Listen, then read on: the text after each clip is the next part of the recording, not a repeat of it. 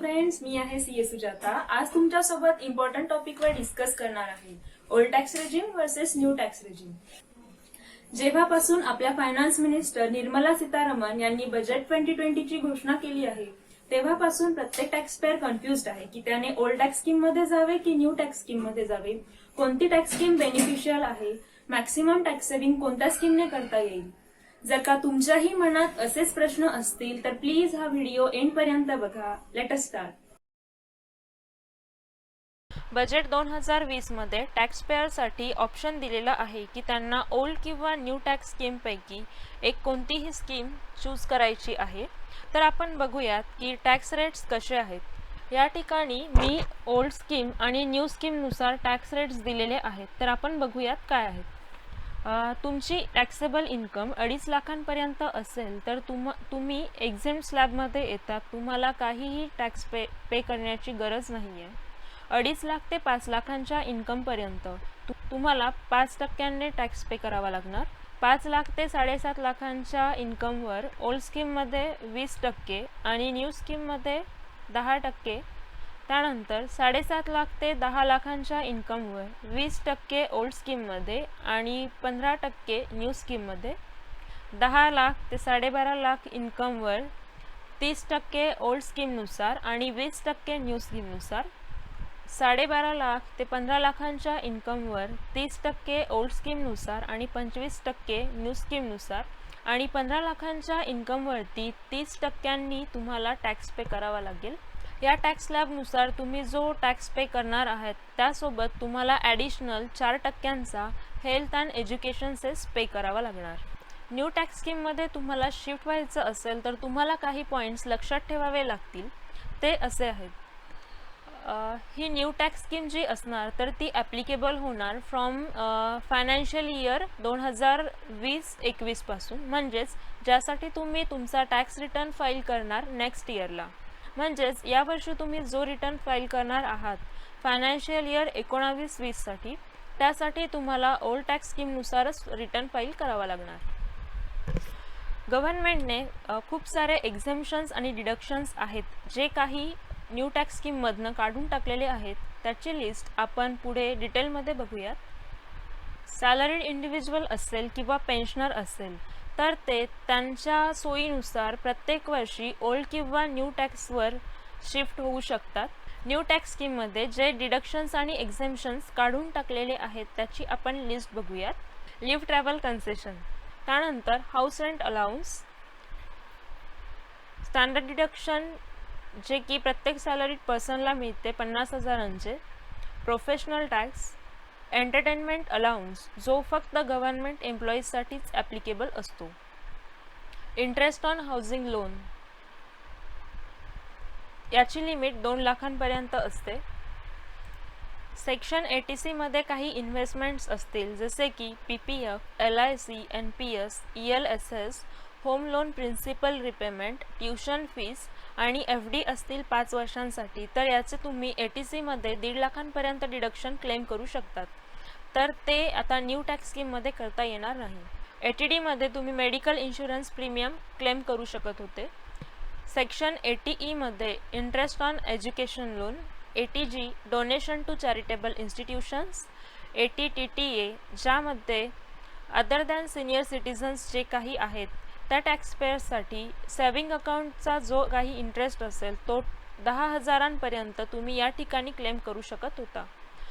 त्याचबरोबर section 80TTB आहे जो की फक्त सिनियर सिटिझन्ससाठी ॲप्लिकेबल आहे, त्यामध्ये तुम्ही इंटरेस्ट ऑन डिपॉझिट्स असतील तर ते 50,000पर्यंत क्लेम करू शकतात।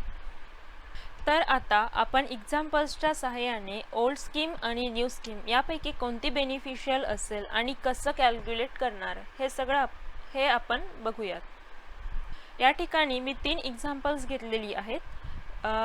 पहिल्या एक्झाम्पलमध्ये मी ग्रॉस इन्कम 5 लाखांचा घेतलेला आहे, दुसऱ्या एक्झाम्पलमध्ये मी ग्रॉस इन्कम 7.5 लाखांचा घेतला आहे आणि तिसऱ्या एक्झाम्पलमध्ये मी ग्रॉस इन्कम 12 लाखांचा घेतलेला आहे। या प्रत्येक एक्झाम्पलमध्ये मी 3 केसेस घेतलेल्या आहेत। तर आपण पहिले एक्झाम्पल बघूयात। यामध्ये फर्स्ट केसमध्ये मी फक्त स्टँडर्ड डिडक्शन क्लेम केलेले आहे. सेकंड केसमध्ये स्टँडर्ड डिडक्शन 50,000चे, त्यानंतर HRA 75,000चा आणि ATCचे डिडक्शन 1 लाख, असे टोटल 2,25,000चे डिडक्शन क्लेम केले आहे. थर्ड केसमध्ये मी स्टँडर्ड डिडक्शन घेतलेले आहे 50,000चे, इंटरेस्ट ऑन हाऊसिंग लोन 1,50,000चा, ATCचे डिडक्शन 50,000, असे टोटल 2.5 लाखांचे डिडक्शन क्लेम केलेले आहे. तर आपण बघूयात या प्रत्येक केसमध्ये मला कोणती स्कीम फायदेशीर राहील. तर फर्स्ट केसमध्ये माझा टॅक्सेबल इन्कम येतो 4,50,000. या ठिकाणी मला 87A अंडर रिबेट मिळणार, त्यामुळे येथे टॅक्स पेएबल जो असणार तो नील असणार. सेम सिच्युएशन न्यू स्कीममध्येही असणार. या ठिकाणीही माझा टॅक्स पेएबल नील येणार, कारण या ठिकाणी माझा टॅक्सेबल इन्कम आहे 5 लाख आणि 5 लाख किंवा त्यापेक्षा कमी इन्कम असेल तर त्या ठिकाणी तुम्हाला 87A अंडर रिबेट मिळतो. केस 2 मध्ये माझा टॅक्सेबल इन्कम आहे ॲज पर ओल्ड स्कीम 2,75,000. या केसमध्येही माझा टॅक्स पेएबल नील असणार आणि न्यू स्कीमनुसार देखील या ठिकाणी माझा टॅक्स पेएबल नील असणार. थर्ड केसमध्ये माझा टॅक्सेबल इन्कम असणार as per old scheme 2.5 lakh आणि यावर माझा टॅक्स पेएबल असणार नील, कारण 2.5 लाख किंवा त्यापेक्षा कमी इन्कम असेल तर तो टॅक्सेबल इन्कम माझा एक्झेम्प्ट स्लॅबमध्ये येतो, त्यामुळे मला इथे टॅक्स पे करण्याची गरज नाही. न्यू टॅक्स स्कीममध्ये मला इथे टॅक्स पेएबल नील असणार. तर आपण या केसमध्ये असे बघू शकता की माझा इन्कम 5 लाख असेल किंवा 5 लाखांपेक्षा कमी असेल तर त्या केसमध्ये मी ओल्ड किंवा न्यू या दोन्हीपैकी कोणताही स्कीम मी चूज करू शकते. पण मी या ठिकाणी एक सजेस्ट करेल की तुम्ही न्यू टॅक्स स्कीमसाठी अप्लाय केलेले चांगले राहील, कारण या ठिकाणी तुम्हाला लेस डॉक्युमेंटेशन आहे. त्यानंतर आपण बघूयात सेकंड एक्झाम्पल. या एक्झाम्पलमध्ये मी ग्रॉस इन्कम 7.5 लाखांची कन्सिडर केलेली आहे. तर आपण 1 बाय 1 केसेस बघूयात. फर्स्ट केसमध्ये मी असे अज्यूम केलेले आहेत की मला इथे HRA, interest on housing loan किंवा चॅप्टर 6 त्याचे ATC आणि ATD यापैकी कोणतेही डिडक्शन्स नाही आहेत. फक्त स्टँडर्ड डिडक्शन जे की प्रत्येक सॅलरीड एम्प्लॉईसाठी ॲप्लिकेबल असते ते 50,000चे डिडक्शन या ठिकाणी मी कन्सिडर केलेले आहे. सेकंड केसमध्ये मी 50,000चे स्टँडर्ड डिडक्शन, HRA 1 लाखांचा आणि ATCचे 1 लाख, असे टोटल 2.5 लाखांचे डिडक्शन क्लेम केलेले आहे. आणि थर्ड केसमध्ये 50,000चे standard deduction, interest on housing loan 2 लाखांचा आणि ATCचे 50,000, असे टोटल 3 लाखांचे एक्झेम्पशन क्लेम केलेले आहेत. तर आपण बघूयात या केसमध्ये कोणती स्कीम बेनिफिशियल असणार. तर फर्स्ट केसमध्ये मला as per old scheme tax payable जो काही येतोय तो आहे 54,600 आणि ॲज पर न्यू स्कीम 39,000.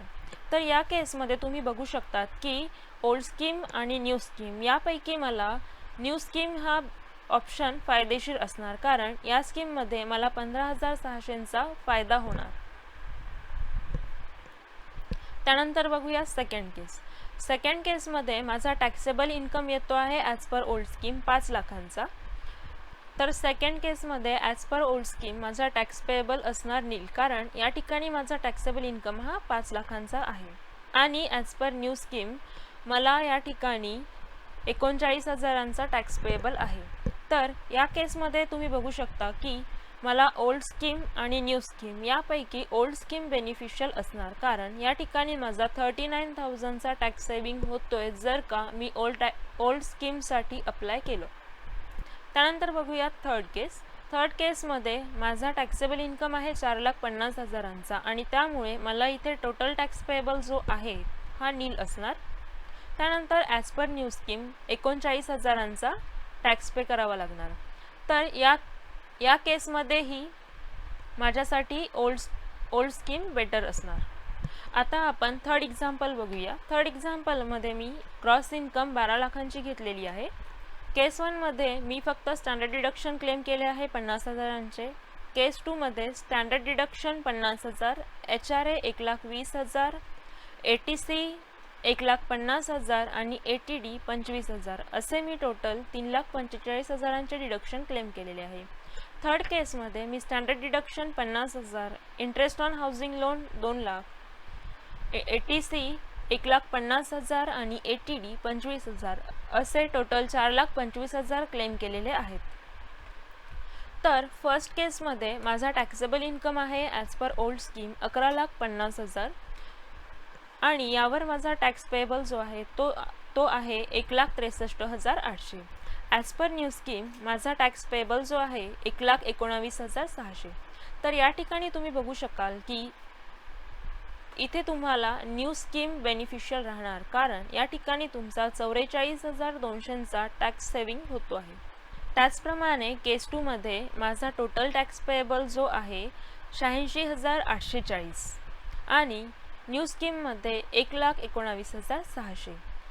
तर या केसमध्ये मला ओल्ड स्कीम बेनिफिशियल असणार, कारण या ठिकाणी माझा 32,760 रुपयांचा फायदा होतो आहे. केस 3 मध्ये ओल्ड स्कीमनुसार 70,200 टॅक्स पेएबल आहे आणि न्यू स्कीमनुसार 1,19,600. तर या केसमध्ये देखील माझ्यासाठी ओल्ड स्कीम बेनिफिशियल असणार. या एक्झाम्पल्सवरनं तुम्हाला लक्षात येईल की तुम्हाला डिसाईड करायचे असेल की कोणती स्कीम चूज करायची आहे, तर त्यासाठी तुम्हाला तुमचा इन्कम किती आहे आणि डिडक्शन्स किती आहे हे कन्सिडर करावे लागेल आणि त्या बेसिसवर तुम्ही चूज करू शकतात. आय होप की तुम्हाला हा व्हिडिओ आवडला असेल आणि तुम्हाला काही क्वेश्चन्स असतील किंवा काही तुमचे सजेशन्स असतील तर प्लीज कमेंट बॉक्समध्ये लिहावेत. थँक्यू.